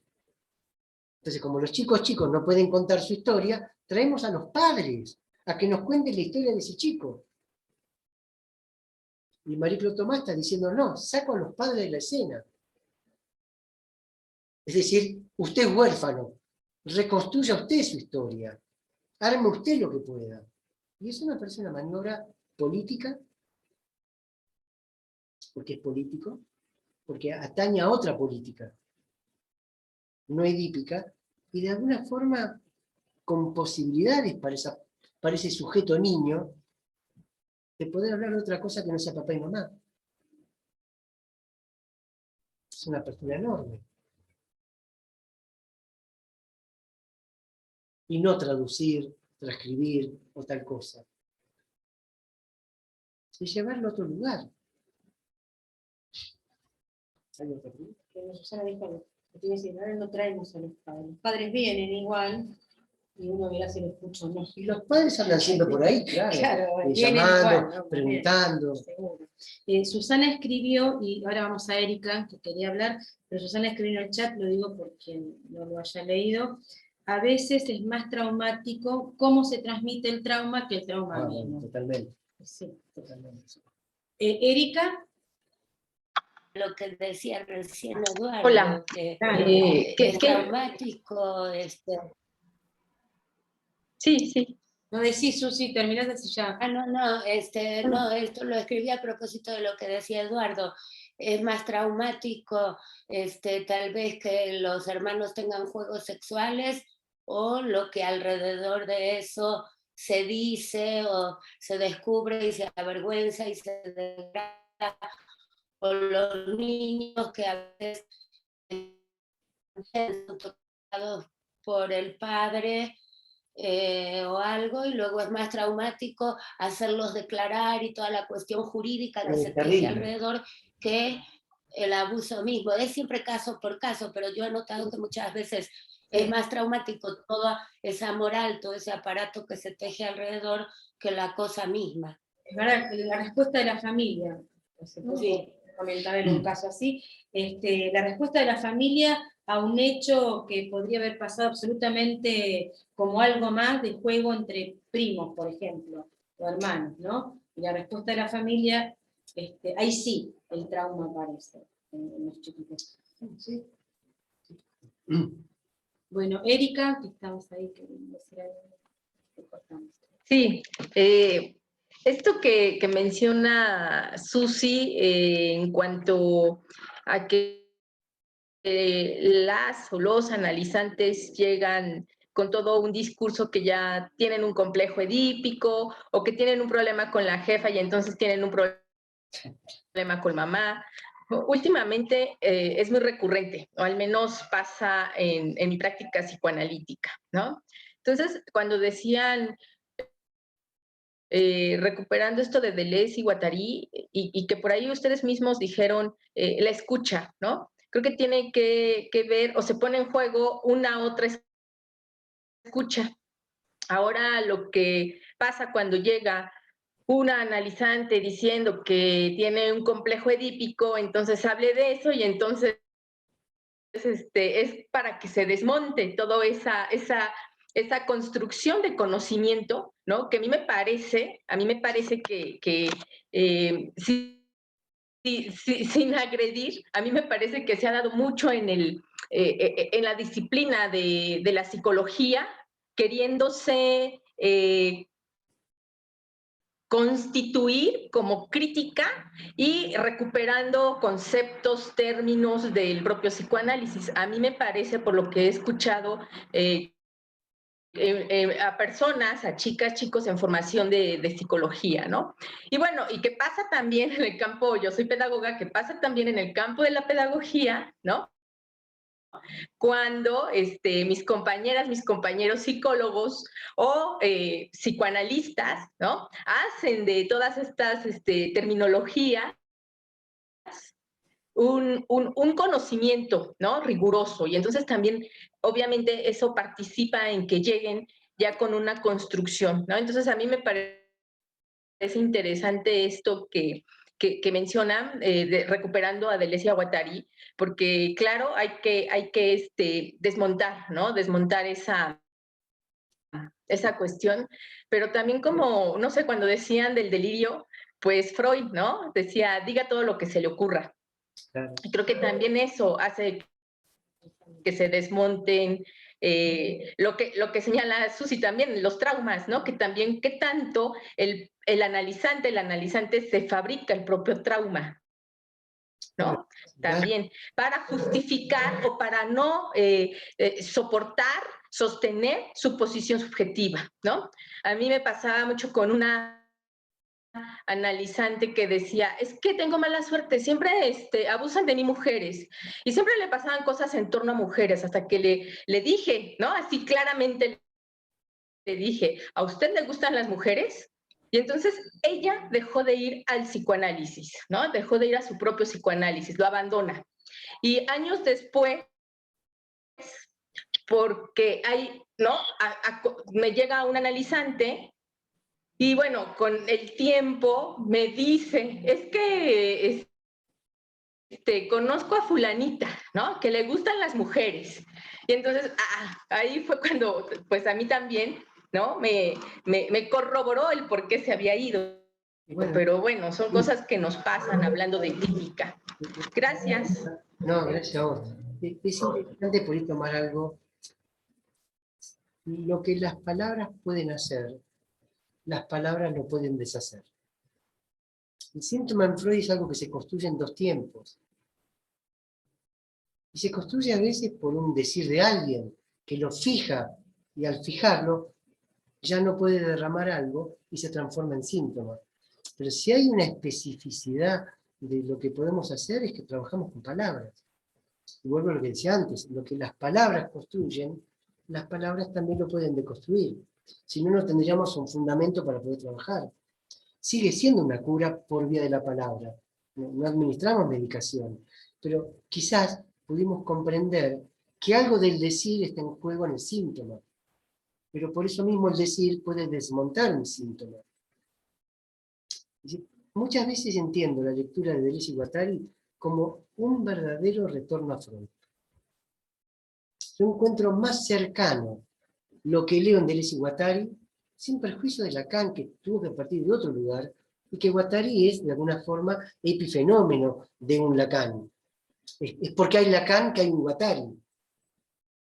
Pero es porque hay un Lacan que hay un Guattari, que el retorno a Freud quizás se construye con mayor fluidez desde la manera discursiva en que, sobre todo Guattari, puede pensar esta cuestión. Porque claro, el tema está justamente allí. ¿Qué es lo que hacemos cuando escuchamos y o hablamos? O esto que decía antes Susana, estas historias que se van construyendo, que por otro lado es lo que decía Freud, la novela familiar del neurótico. La novela, o sea, se noveliza. Pero ¿qué pasa cuando se puede contar otra historia? Cuando el mismo analizante puede, a partir de alguien que no esté escuchando desde el Edipo, o sea, un Edipo al cuadrado, cuando acá debatimos si es anedípico, desedipizante, cuando se puede desedipizar y se puede escuchar que alguien habla de su papá simplemente como un señor que está allí o que estuvo allí en su historia, o su mamá, pero por fuera de toda esta cuestión edípica, bueno, me parece que es muy interesante como propuesta. Me parece que abre a una posibilidad clínica que si no queda encorsetada. Faltó madre, faltó padre, Hay mucha madre. hay demasiada madre. La culpa es de la mamá o del papá que estuvo ausente. Y entonces, claro que va a venir con este relato el paciente. Y bueno, estoy separada, el padre nunca está. Y, señor, ¿eso es malo? Porque por ahí lo mejor que le pueda pasar a alguno o a alguien es que el padre no esté, no que esté. Cuando se decía que, al principio, ¿no?, que la forclusión era la falta del significante nombre del padre y que eso provocaba la psicosis. Yo decía, entonces la neurosis es que sobra el nombre del padre. Y por eso la neurosis. Bueno, estas serían las cuestiones. ¿Quién pone las dosis? ¿De cuánto padre o cuánto madre? Y creo que esta es la, digamos, la fertilidad de estos debates. Bueno, No, Sergio quería decir Sergio, algo. Sí. perdón. Sergio, vos y después ya estamos concluyendo. Algo cortito, nada más. Yo en una charla que daba un grupo de chicos de 18 años, ¿no? En un momento les pregunté, bueno, quiénes habían sido de ellos asaltados, ¿no? Y de 25, 23 levantan la mano y cuentan. Y todos contaban las historias de cómo habían sido acuchillados algunos, disparados. Ahora, después le pregunto, bueno, ¿quién de ustedes han sido abusados sexualmente? Y se produjo un silencio sumamente tenso, ¿no? Es decir, lo que queríamos mostrar ahí era lo traumático de la sexualidad. La sexualidad en sí es traumática, ¿no? Cómo cuando estuvo en juego la vida, lo podían contar con tanta liviandad, ¿no? Gente que estuvo a punto de morir, y en cambio de la sexualidad donde no estuvo en riesgo la vida, de eso, digamos, no se podía ni siquiera hablar. Obviamente yo no lo pregunté para que me cuenten, sino para mostrar ese efecto, ¿no? Entonces, no es solamente lo edípico, es la sexualidad, y la sexualidad tal vez combinada con eso es lo que calculo que puede ser traumático en el ser humano. Claro, cuando yo digo edípico, me parece leer en esto que Primero es interesante lo que contás, está muy interesante. Edípico es también sexual, una forma de sexualidad. Porque Edipo pone un padre, Sí, sí. pero pone una identidad sexual también. Sí. Lo que yo pongo de También. relieve es que la sexualidad es traumática. Es más traumática que hasta, es decir, para mí es una de las cosas más traumáticas Te en propongo el ser algo. humano, ¿no? Es Te decir, propongo algo, espera. Te propongo lo siguiente. Cuando me toque de vuelta, no la que viene, que está creo que Graciela Graham, voy a hacer una traducción de unos lugares que creo que es en la India, que se llaman Botul, que son como una especie de kibbutz, sin ser kibbutz, donde los chicos después de tal edad, 12 años, tienen el derecho de ir y los padres no pueden impedir que vayan. Y en esos lugares pueden tener sexo con quien quieran, ya sean hombres, mujeres, lo que venga, hasta que se cansan de estar allí y vuelven a sus familias. Bueno, en esa sociedad que ellos forman, en esa comunidad electiva, no forzada, en esa comunidad electiva y no forzada, no hay violencia de género. Casi todos estuvieron con todos. Y una vez que se casan, habitualmente son muy fieles. Se lo voy a leer, es de un psicólogo francés, Tommy Nathan, muy interesante. No va a llevar mucho tiempo, pero que viene a mostrar esto. La sexualidad es traumática en ciertos sistemas sociales, no en todos. sí. Hablo del nuestro. Bueno, pero digo, es importante poder ver esto, porque cuánto dolor ahorraríamos si se pudiera mostrar que lo sexual no tiene nada de traumático. Que lo que tiene traumático es la interpretación de lo sexual. Porque no va al servicio de la reproducción. Claro, es todo un tema. Bueno. Sí, no sé qué ahí Me pusieron tengo que algo ir, más, dice. que no sé qué es. Bueno, Sí, y no, quiero leer que Ariel, hace un rato largo, dijo, no quiero intervenir, pero escribió en el chat, qué bien suena, el analista no es una máquina de traducción. Bueno, esto lo dijo Ariel. No sé si alguien más creo que escribió, Susana, pero no sé hay qué. una Susana que levantó la mano, me pareció. Sí, bueno, ahí y está. después terminamos, Bueno, porque se nos dio tarde. Hola, Buenas noches. voy a ser breve, pero quiero volver un poco al tema este del trauma, ¿no? De la situación traumática y, y qué cosas se hacen con esas situaciones traumáticas. Primero, me pareció escuchar mucha teoría en lo que se decía alrededor de esto.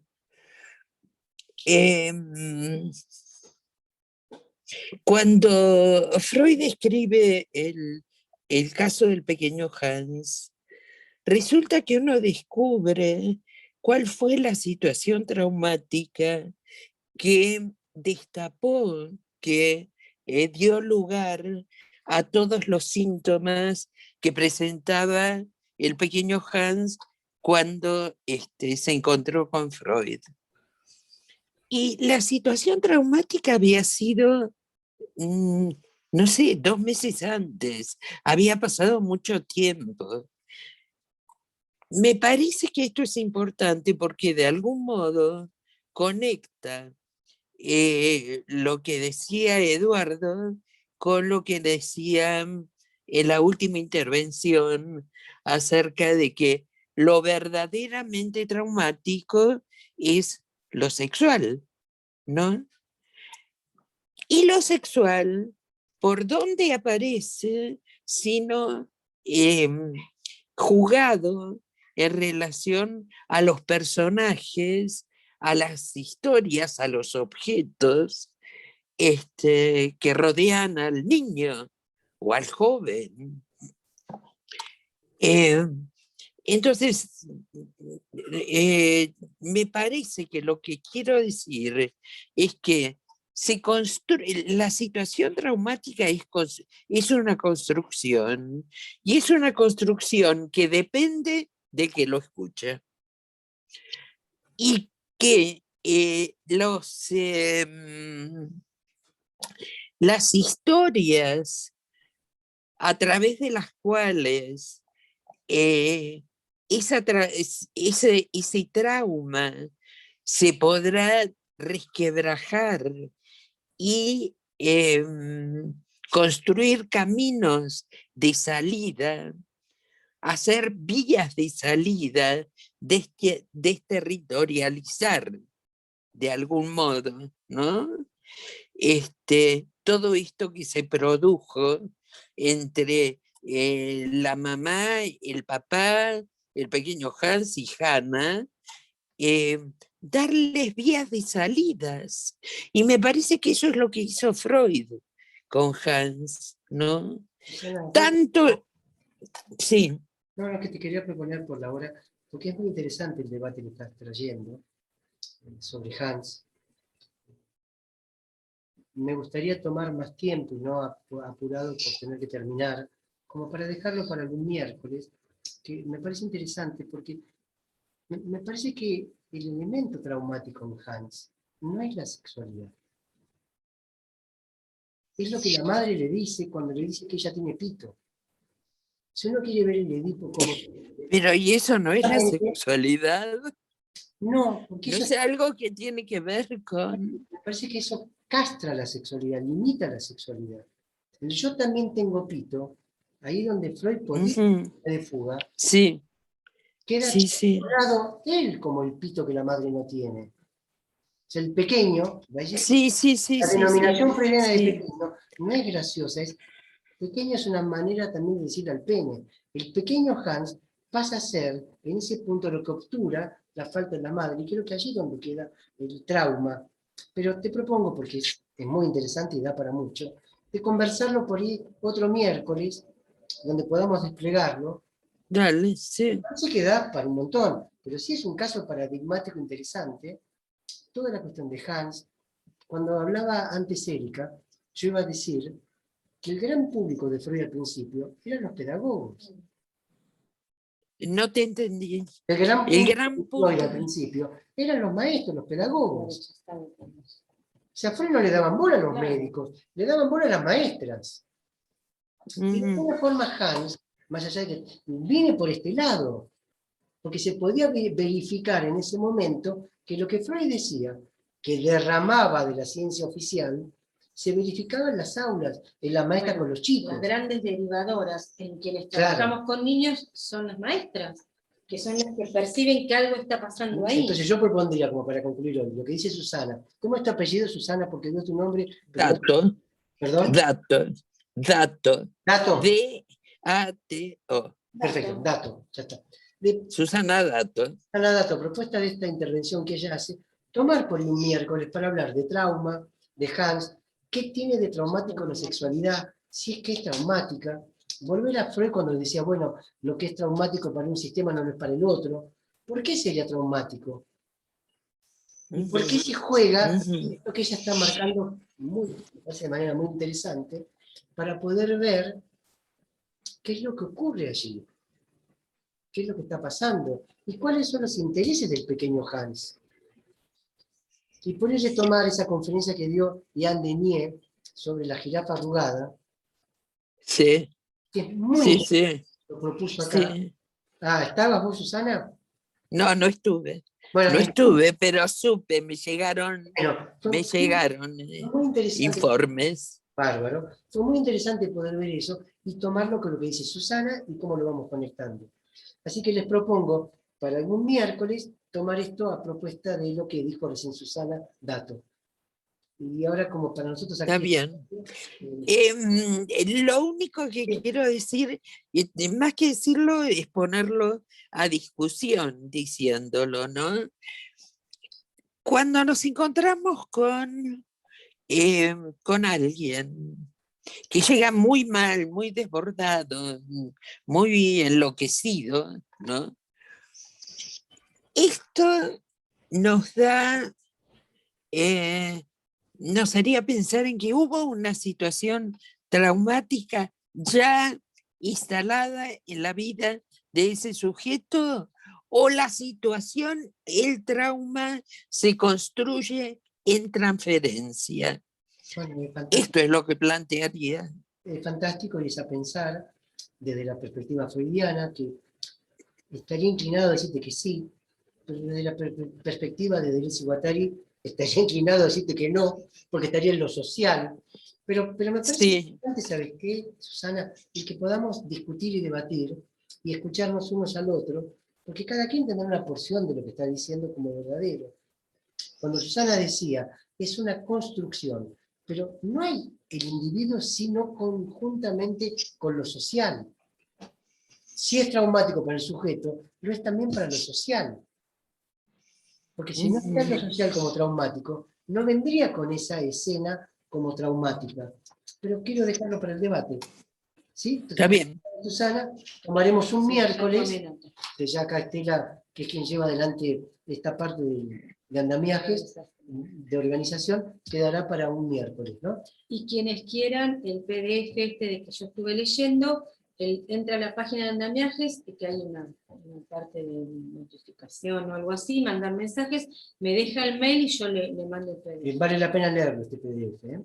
Bueno, Buenas dale. noches, gracias por las preguntas. Está bien. participación. Y después arreglamos el Ya día, va a ser ¿no? publicado un La día, fecha. y ese día comenzamos el debate a partir de esto. Quizás va a ser en agosto, porque julio Tenemos nos vamos a ganas tomar todo el sí. mes de descanso.